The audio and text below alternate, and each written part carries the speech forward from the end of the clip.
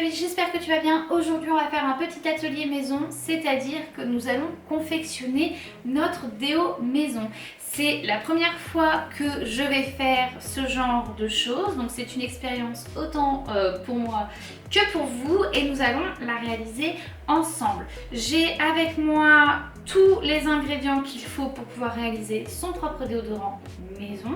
Ce sera un déodorant en pâte que nous pourrons appliquer directement avec la main. Tous les ingrédients que j'ai choisis sont naturels, soit achetés en magasin bio, soit achetés à la pharmacie.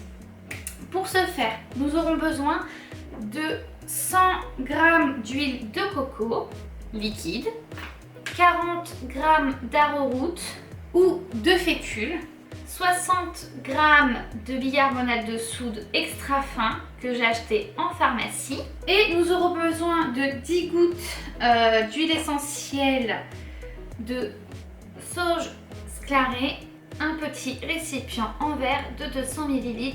Je vais d'abord vous expliquer pourquoi nous avons choisi ces ingrédients-là. Tout simplement parce que l'huile de coco a des propriétés antibactériennes. Le bicarbonate de soude va éliminer, réguler les odeurs et est aussi antibactérien. L'arrowroot est un absorbant naturel. L'huile de sauge sclarée va réguler la transpiration et l'huile de palmarosa est un antibactérien. Vous pouvez aussi utiliser de la cire de soja en plus, c'est une option. Vous pouvez utiliser la cire de soja en plus qui va permettre en fait de solidifier plus facilement votre déodorant. Voilà, moi pour le moment j'ai pas décidé de le prendre, donc on va faire juste avec ces ingrédients là. C'est parti.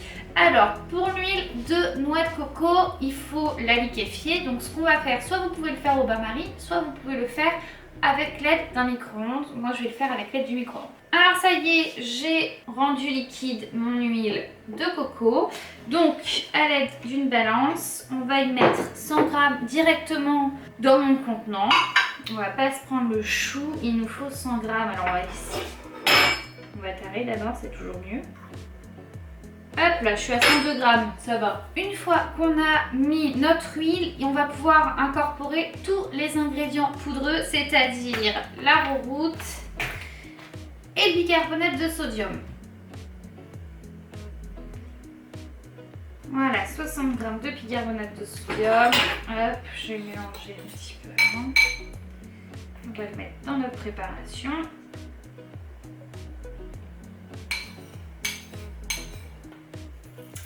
On peut faire un petit peu plus attention, ça serait cool. 40 que je vais verser dans ma préparation.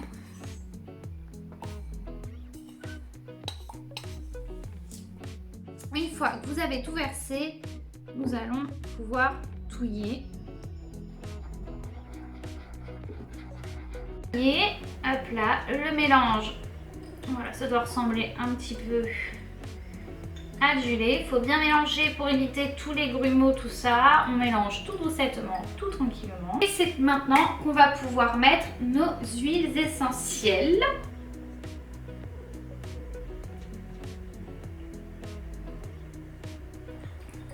Voilà.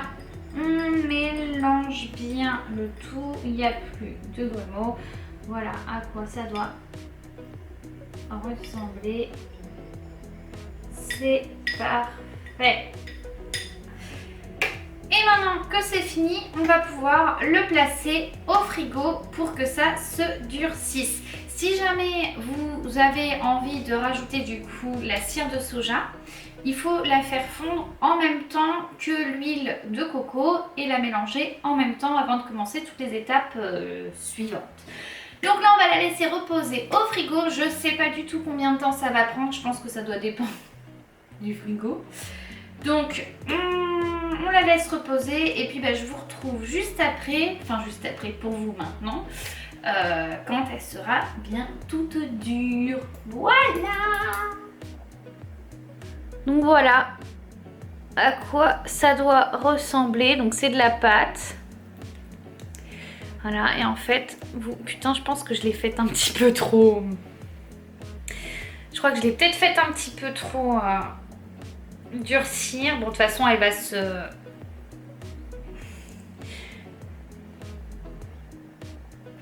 Elle va fondre un petit peu, merde, vous le voyez pas. Voilà, et donc ça, pour l'utilisation, c'est tout simple. Alors je me suis pas mis de déo aujourd'hui, hop. Voilà, vous appliquez comme ça. Tac.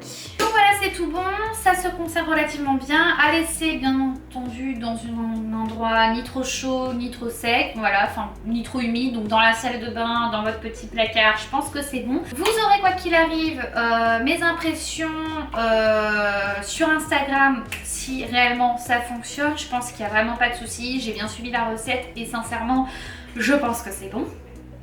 Donc vous aurez mes impressions sur Instagram et je pense que le temps que je fasse mon montage vidéo, peut-être que dans la description vous aurez mon petit retour à savoir si ça marche. En tout cas je suis super contente, ça sent hyper bon et j'espère sincèrement que ça va marcher. C'était très simple, en 5 minutes vous avez votre déodorant maison.